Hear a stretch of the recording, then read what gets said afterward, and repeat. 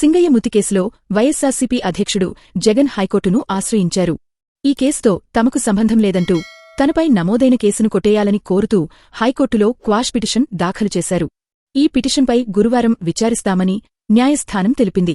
పల్నాడు జిల్లా రెంటపాళ్ల పర్యటన సందర్భంగా గుంటూరులో ర్యాలీ నిర్వహించగా ఏట్కూరు బైపాస్ ఆంజనేయస్వామి విగ్రహం వద్ద జగన్ ప్రయాణిస్తున్న వాహనం కింద నలిగి సింగయ్య మృతి చెందిన విషయం తెలిసిందే. ఈ ఘటనపై నల్లపాడు పోలీసులు కేసు నమోదు చేశారు.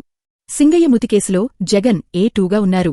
జగన్తో పాటు మాజీ మంత్రులు, వైఎస్సార్సీపీ నేతలు ఏ5గా పేర్ని నాని, ఏ6గా విడదల రజనీలను నిందితులుగా పోలీసులు పేర్కొన్నారు. ఇప్పటికే పేర్ని నాని, విడదల రజనీలు హైకోర్టులో పిటిషన్లు దాఖలు చేశారు. ఈ వ్యాజ్యాలన్నీ కలిపి హైకోర్టు గురువారం విచారణ జరపనుంది.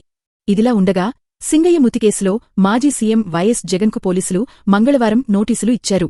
ఈ కేసులో పోలీసులు జగన్ను ఏ2 నిందితుడిగా చేర్చారు. ఈ మేరకు నోటీసులు ఇచ్చేందుకు తాడేపల్లిలోని వైఎస్సార్సీపీ కార్యాలయానికి నల్లపాడు పోలీసులు మంగళవారం వెళ్లారు. కార్యాలయ కార్యదర్శి అప్పిరెడ్డి నోటీసులు అందుకున్నారు.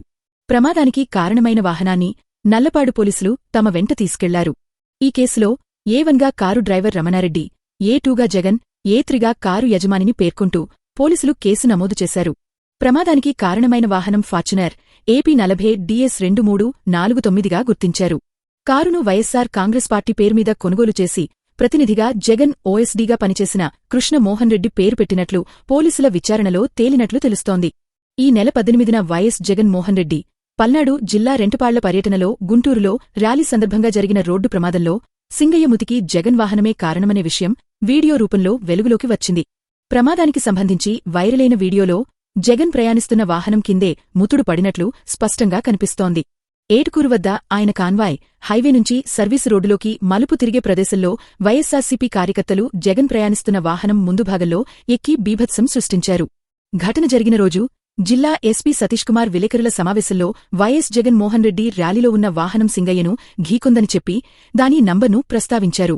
అప్పటికి పూర్తిస్థాయిలో స్పష్టత లేకపోవడంతో ఎఫ్ఐఆర్లో మాత్రం గుర్తు తెలియని వాహనం ఢీకొందని పేర్కొంటూ కేసు నమోదు చేశారు. ఆదివారం వెలుగులోకి వచ్చిన వీడియోలో సింగయ్య జగన్ వాహనం కిందపడిన దృశ్యాలు స్పష్టంగా ఉండటంతో సీసీ కెమెరాలు, వీడియో ఫుటేజీలు, డ్రోన్ వీడియోలను పోలీసులు క్షుణ్ణంగా పరిశీలించి పూర్తి ఆధారాలతో నిర్ధారణకు వచ్చారు.